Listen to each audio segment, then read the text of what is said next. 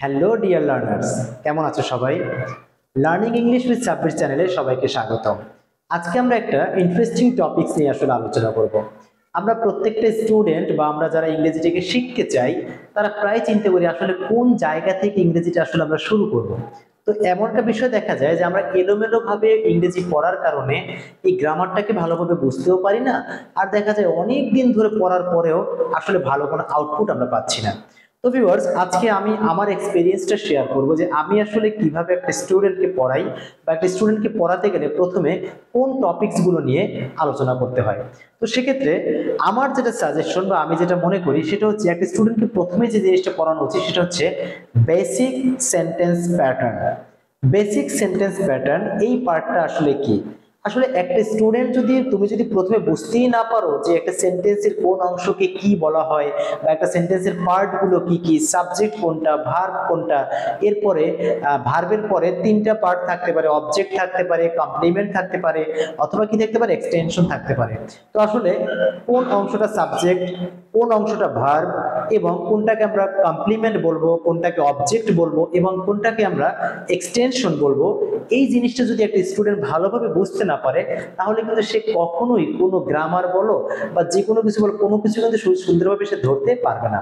তো সেক্ষেত্রে আমি পার্সোনালি আমার স্টুডেন্টকে প্রথমে শুরু করি বেসিক সেন্টেন্স প্যাটার্ন, অর্থাৎ একটা সেন্টেন্সের প্রত্যেকটা পার্ট কোন অংশকে কি বলা হয় আগে আমরা এই বিষয়টা ক্লিয়ার হয়ে নেব। এরপরে দ্বিতীয় নাম্বার ইম্পর্টেন্ট যে বিষয়টা, দ্বিতীয় নাম্বার আমাদের পড়তে হবে পার্সন অ্যান্ড নাম্বার। যদিও অনেকের এটা লাগে না, কিন্তু তারপরেও আগে আমাদের এটা নিয়ে একটু আলোচনা করতেই হবে, কারণ আমরা জানি পার্সন তিন প্রকার পার্সন আছে, first person, second person, third person. তো এক্ষেত্রে আমরা একটা ছোট ছড়ার মাধ্যমে প্রায় পার্সনটা পড়ে থাকি, যেমন আমি, আমরা, তুমি, তোমরা ছাড়া, বাকি আছে যারা, থার্ড পার্সন তারা। আমি, আমরা, তুমি, তোমরা ছাড়া, বাকি আছে যারা, থার্ড পার্সন তারা। তাহলে এই যে পার্সনটা অবশ্যই জানতে হবে, পার্সন ছাড়া কখনোই কোনো গ্রামাটিক্যাল রুলস আমরা ইউজ করতে পারবো না। এবং নাম্বার, সিঙ্গুলার নাম্বার নাকি প্লুরাল নাম্বার, এই জিনিসটা অবশ্যই আমাদের জানতে হবে। এটা নিয়ে ছোট্ট আলোচনা অবশ্যই করে নিতে হবে। তো এরপরে আমরা 3 নম্বরে যে কাজটা করব সেটা হচ্ছে এরপরে আমাদেরকে অক্সিলিয়ারি ভার্ব সম্পর্কে জানতে হবে। যদিও আমরা পার্টস অফ স্পিচের আলোচনার ভিতরে ভার্ব পাবো, কিন্তু শুধুমাত্র অক্সিলিয়ারি ভার্বটা, যে অক্সিলিয়ারি ভার্ব যে দুই প্রকার, primary modal, primary be verb, have verb, do verb, ওদিকে modal, pure modal, semi modal, এই অক্সিলিয়ারি ভার্বটা নিয়ে অবশ্যই আগে একটু আলোচনা করে নিতে হবে, কারণ এটা আমাদের প্রাথমিক যে কোনো গ্রামারের মধ্যে এই অক্সিলিয়ারি ভার্বের ব্যবহারটা আমাদের লাগবে। তাহলে আমি সাধারণত প্রথমে যেটা করি বেসিক সেন্টেন্স প্যাটার্ন, এরপরে পার্সন এবং নাম্বার, এবং 3 নম্বরে অক্সিলিয়ারি ভার্ব নিয়ে আলোচনা করি। এরপরে 4 নম্বরে যেটা করব সেটা হচ্ছে রাইট ফর্মস অফ ভার্ব। হ্যাঁ, 4 নম্বরে আমরা রাইট ফর্মস অফ ভার্ব এই টপিকসটা নিয়ে আলোচনা করব, কারণ রাইট ফর্ম অফ ভার্বটা নিয়ে আলোচনা করলে হবে কি, প্রায় প্রত্যেকটা গ্রামার থেকে কিছু কিছু বিষয় এখানে আলোচিত হবে।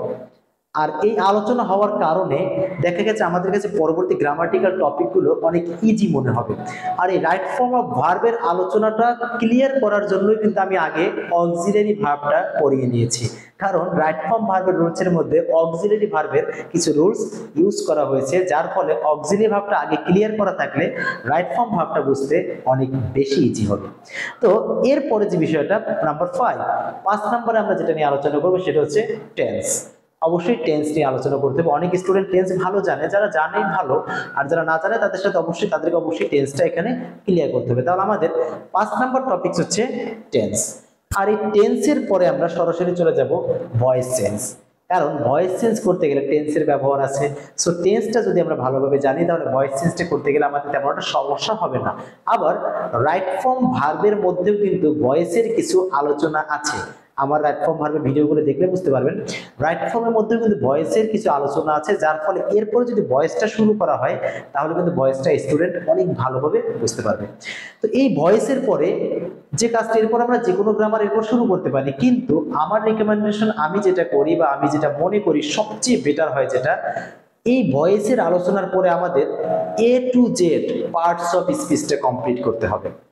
A to Z একদম পুরো noun, pronoun, adjective, verb, adverb, preposition, conjunction, interjection, 8 প্রকার পার্টস অফ স্পিচ একদম টোটালি সুন্দরভাবে কমপ্লিট করতে হবে।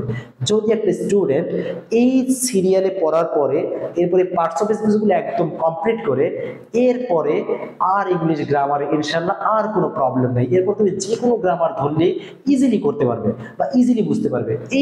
এই সিঁড়িটা পর্যন্ত যদি কেউ আসতে পারে, অর্থাৎ এই পার্টস অফ স্পিচ, প্রথমে বেসিক সেন্টেন্স প্যাটার্ন, এরপরে পারসন এবং নাম্বার, তারপরে অক্সিলারি ভার্ব, এরপর হচ্ছে রাইট ফর্ম অফ ভার্ব, এরপর হচ্ছে টেন্স, ভয়েস এবং সর্বোপরি পার্টস অফ স্পিচ। এই পার্ট কয়টা যদি আমরা পড়তে পারি তাহলে এরপর কিন্তু আর আমাদের কোনো প্রকার কোনো গ্রামারে আর কোনো প্রবলেম ইনশাআল্লাহ থাকবে না। যদি এরপরও যদি সিরিয়াল মেনটেন করতে চাই তাহলে সেক্ষেত্রে আমরা একটা কাজ করতে পারি, এই পার্টস অফ স্পিচ পড়ার পরে আমরা সেন্টেন্স নিয়ে আলোচনা করব বা সেন্টেন্স করব। সেন্টেন্স 5 প্রকার অ্যাকর্ডিং টু মিনিং, অর্থোলজি 5 প্রকার সেন্টেন্স যেটা আছে, assertive, interrogative, imperative, operative, exclamatory, এটা আমরা সুন্দরভাবে আলোচনা করব। এই সেন্টেন্সটা এরপর আলোচনা করার পরেই সেন্টেন্সের পরেই আমরা শুরু করব ন্যারেশন, কারণ আমরা জানি ন্যারেশন কিন্তু সেন্টেন্স অনুযায়ী পরিবর্তিত হয়। তো আমরা আগে সেন্টেন্সটা পড়ে নেব, এরপর আমরা ন্যারেশন আলোচনা করব, তাহলে দেখা যাবে আমাদের এই ন্যারেশন বুঝতে আবার কোনো প্রকার প্রবলেম থাকছে না। আর ন্যারেশনের পরে আপনারা যেটা করতে পারেন সেটা হচ্ছে ফ্রেজ এবং ক্লজ, এই দুইটা সম্পর্কে আলোচনা করতে হবে। ফ্রেজ এবং ক্লজ এই দুইটা টপিকস নিয়ে আমরা আলোচনা করব। আর এই ফ্রেজ এবং ক্লজটা পড়ার পরে আমরা চলে যেতে পারি সিম্পল, কমপ্লেক্স অ্যান্ড কম্পাউন্ড, অর্থাৎ এই ফ্রেজের পর ফ্রেজ এবং ক্লজ বুঝতে পারলে সিম্পল, কমপ্লেক্স, কম্পাউন্ড বোঝাটা অনেক বেশি ইজি হয়ে যাবে, যার ফলে আমরা এখানে চলে যাব। এরপরে আর কোনো সিরিয়াল মেনটেন করার দরকার নেই। এরপর আপনি ইচ্ছা মতো যে কোনো গ্রামার ধরবেন, দেখবেন পানির মতো ইজি হয়ে যাচ্ছে। ট্যাগ কোশ্চেন হোক, ট্রান্সফরমেশন সেন্টেন্স হোক, কানেক্টরস হোক, মানে কি বলে সাফিক্স প্রিফিক্স হোক, যে কোনো টপিকস ধরলে আপনি খুব ইজিলি করতে পারবেন। তো ভিউয়ার্স, আমিও আশা করি আমার কোনো স্টুডেন্ট বা আপনারা যদি এই লিস্টটা ফলো করেন, যে ধাপে ধাপে যদি এভাবে ইংরেজিটা শিখতে পারেন, তাহলে ইনশাল্লাহ এই ইংলিশ শেখাটা কখনোই বৃথা যাবে না, বা এটা আপনার 100% বাস্তব জীবনে কাজে লাগবে। আর এরকম হবে না যে আমরা ওই যে 6 to 10 ইংলিশ শিখি, কিন্তু প্রত্যেকটা ক্লাসে নতুনভাবে আমাদের শিখতে হয়, প্রত্যেকটা ক্লাসে নতুনভাবে শিখছি, আগের ক্লাসে কি করেছি কিছুই মনে নাই। আসলে আমরা কোনো রুটিন না করে পড়ার কারণে এই জিনিসগুলা ঘটে থাকে। তো ভিউয়ার্স, আজকের ভিডিওটা মোটামুটি এই পর্যন্তই ছিল।